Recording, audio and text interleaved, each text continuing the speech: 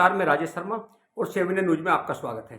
भले ही देश के प्रधानमंत्री नरेंद्र मोदी जी ने इस बार 400 पार का नारा दिया हो कि बीजेपी इस बार 400 पार लेकर आएगी, लेकिन पहले चरण के चुनाव की बात करें और दूसरे चरण के चुनाव की बात करें, तो कोई ऐसी लोकसभा सीट नहीं है जहाँ ये लगता हो, लोग ये कहते हो कि भाजपा एक तरफा जीत है।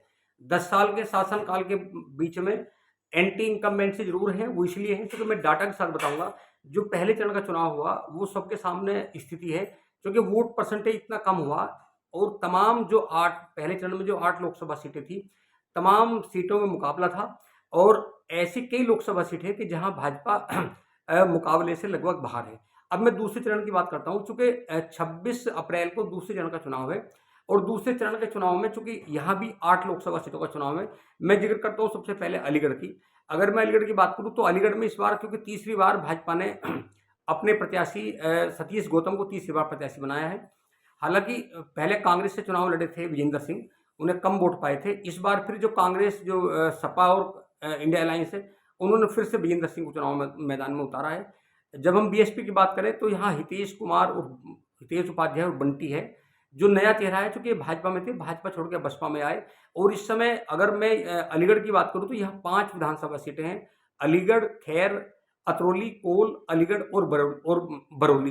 क्योंकि ये जो लोकसभा है, ये लोकसभा क्षेत्र चूँकि पूर्व मुख्यमंत्री कल्याण सिंह की स्थली रही है। बुलंदशहर और अतरौली मतलब जो अलीगढ़ है, यहाँ लोधी वोट है वो बड़ी संख्या में है और चूँकि कल्याण सिंह का यहाँ बेहद अच्छा खासा असर इस सीट पर रहा है। हालाँकि सतीश गौतम को तीसरी बार उतारा है, लेकिन इस बार जो ब्राह्मण समाज है, मैं बात करूँ जो बंटी है, हितेश उपाध्याय बंटी, ये बसपा से हैं और लगातार मैं देख रहा हूँ कि ब्राह्मण सभाओं की लगातार मीटिंग हो रही है और मीटिंग में सतीश गौतम का विरोध हो रहा है। इसलिए चूँकि जो विजेंद्र सिंह इस बार वो भी अच्छा इस बार क्योंकि सपा और कांग्रेस अलायंस से हैं और वो भी अच्छा मुकाबले में इस बार है। चूँकि सतीश गौतम को जो खतरा है, वो खतरा विजेंद्र सिंह से कम है। जो हितेश उपाध्याय बंटी है, इसको लेकर कड़ा मुकाबला है। क्या होगा ये 26 तारीख को कल तमाम ईवीएम में इन तीनों प्रत्याशियों का भाग्य बंद हो जाएगा। अगर मैं बात करूँ मथुरा की, तो मथुरा में चूँकि तीसरी बार यहाँ भी हेमा मालिनी फिर दूसरी बार इस बार प्रत्याशी बनाया गया है और मथुरा की अगर बात करूँ, लगातार सोशल मीडिया पे जो भाजपा और रालोद का मतलब जो दोनों पार्टियों का विवाद है, जो पार्टी के नेताओं का विरोध है, जो लगातार विरोधाभास चल रहा है। जो रालोद के प्रदेश के उपाध्यक्ष भी हैं, राष्ट्रीय उपाध्यक्ष, उन्होंने ये कहा कि भाजपा ने वहाँ रालोद को नकार दिया है, रालोद के नेताओं को पूछा नहीं जा रहा और जो अंतर्कलह वहाँ भाजपा और रालोद के बीच में है, एक कयास ये था कि दोनों का गठबंधन है और गठबंधन होगा तो बीजेपी के सामने एंटी इनकम्बेंसी कोई नहीं आएगी। लेकिन जिस तरह वहाँ मुखरता से विरोध हो रहा है, वहाँ भी कहीं न कहीं हेमा मालिनी के लिए कड़ा मुकाबला है। अगर मैं बात करूँ सपा अलायंस से, तो यहाँ मुकेश धनगर प्रत्याशी हैं और यहाँ सुरेश सिंह को बसपा ने प्रत्याशी बनाया है। अगर मैं यहाँ विधानसभा सीटों की बात करूँ तो मथुरा, छाता, माठ, गोवर्धन और बलदेव, ये 5 यहाँ विधानसभा सीटें हैं और यहाँ भी ऐसा नहीं है कि जिस तरह पहली बार हेमा मालिनी लगभग 3.25 लाख वोट के अंतर से जीती थी, इस बार यहाँ भी चुनावी डगर बहुत टाइट है और लगातार सूबे के मुख्यमंत्री और लगातार प्रधानमंत्री और अमित शाह वहाँ लगातार डेरा जमाए हुए हैं। क्योंकि अगर 10 साल की एंटी इनकम्बेंसी ना होती, जिस तरह 400 पार का नारा दिया, तो लोगों को लगा कि एक तरफा भाजपा जीत रही है। लेकिन जिस तरह कड़ा मुकाबला है और दिल्ली दरबार से और लखनऊ दरबार से जिस तरह यहाँ डेरा जमाए हुए हैं बड़े नेता, कहीं न कहीं भाजपा के नेता भी इस मामले में उन्हें लग रहा है कि कहीं न कहीं खतरा है। अगर मैं बात करूँ अमरोहा की, तो अमरोहा में चूँकि 2019 में यहाँ सपा और बसपा अलायंस से जो गठबंधन था, दानिश अली उस समय सांसद हुए थे। लेकिन इस बार यहाँ दानिश अली बसपा छोड़कर कांग्रेस में शामिल हो गए थे। यहाँ कुंवर सिंह तंवर को भाजपा ने दूसरी बार प्रत्याशी बनाया गया था। हालाँकि 2019 में हार गए थे दानिश अली से और सपा कांग्रेस अलायंस से यहाँ दानिश अली है। और अगर मैं बसपा की बात करूँ, तो यहाँ चूँकि बसपा से मुजाहिद हुसैन हैं, वो यहाँ चुनावी मैदान में।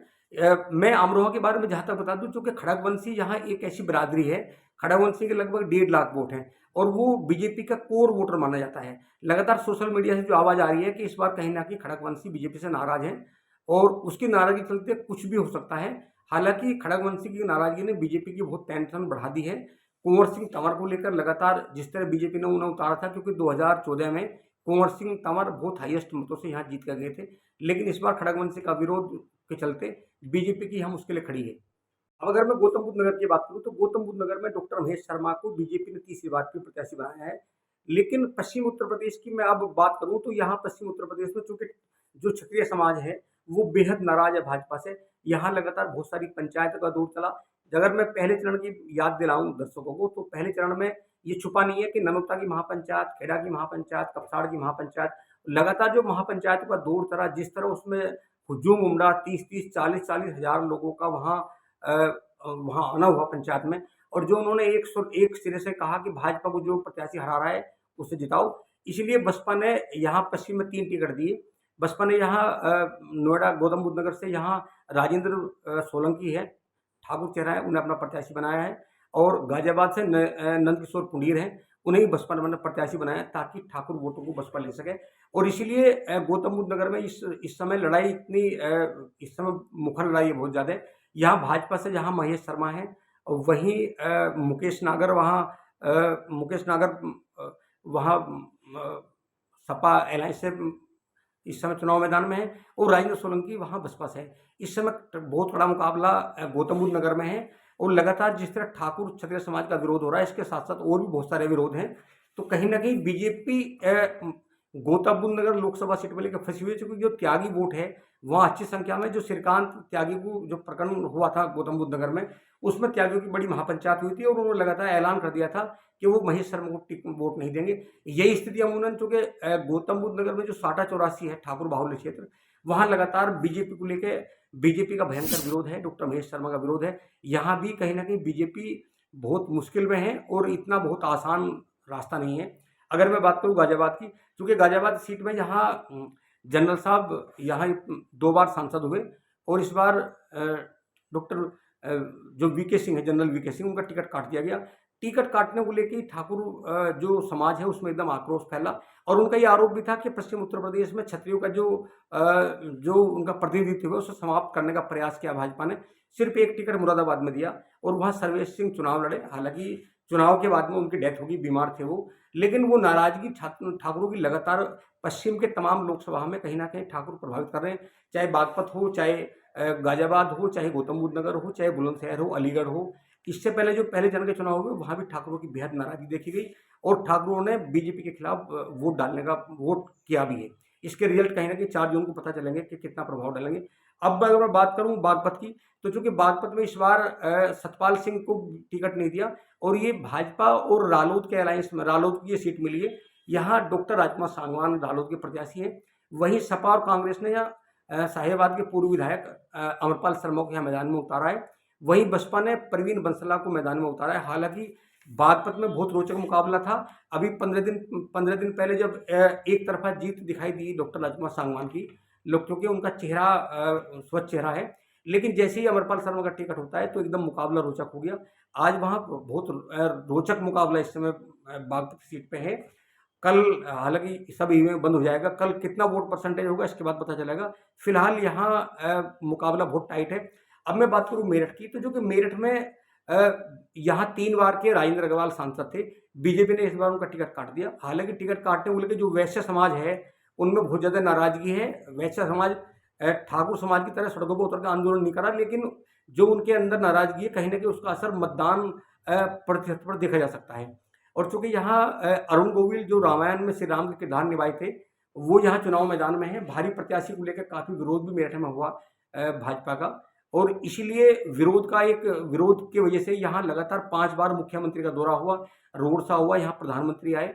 लगातार तमाम जो भाजपा के बड़े लीडर हैं मेरठ में वो डेरा जमाए हुए हैं। कहीं ना कहीं उनकी प्रतिष्ठा फंसी हुई है कि अगर अरुण गोविल हारते हैं तो कहीं ना कहीं बीजेपी की किरकिरी हो सकती है। क्योंकि मेरठ वेस्ट यूपी का मुख्यालय भी है, मेरठ में जो भाजपा का मुख्यालय है, और यहाँ तमाम जो लीडरशिप है भाजपा की पश्चिम उत्तर प्रदेश की इस समय मेरठ में इस चुनाव मैदान में है। और चूँकि यहाँ प्रतिष्ठा का सवाल है।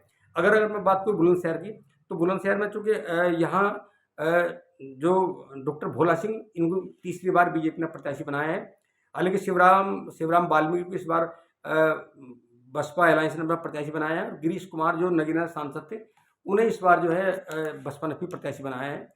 और अगर मैं मेरठ की बात करूँ फिर दोबारा, क्योंकि मेरठ में जो सपा कांग्रेस के अलायंस है, यहाँ सुनीता वर्मा जो पूर्व मेयर है उन्हें प्रत्याशी बनाया है। सुनीता वर्मा के जो पति हैं योगेश वर्मा, वो एक बार बसपा से हस्तिनापुर के विधायक रहे हैं। और अगर मैं बसपा कैंडिडेट की बात करूं तो यहाँ देवव्रत त्यागी हैं। देवव्रत त्यागी बहुत मजबूत चेहरा है, वो जो बसपा चुनाव लड़ रहे हैं। अब देखना यह है कि जो पश्चिम की 8 सीटों पे चुनाव होना है, तमाम सीटों पे भाजपा का कड़ा मुकाबला है। ये अलग बात है कि मोदी जी ने यहाँ 400 पार का नारा दे दिया कि इस बार तमाम भाजपा के नेता जब मंच से बोलते हैं तो 400 पार की बात करते हैं, लेकिन उनकी जो जमीनी हकीकत है वो कितनी सच्चाई है वो नेता भी जानते हैं।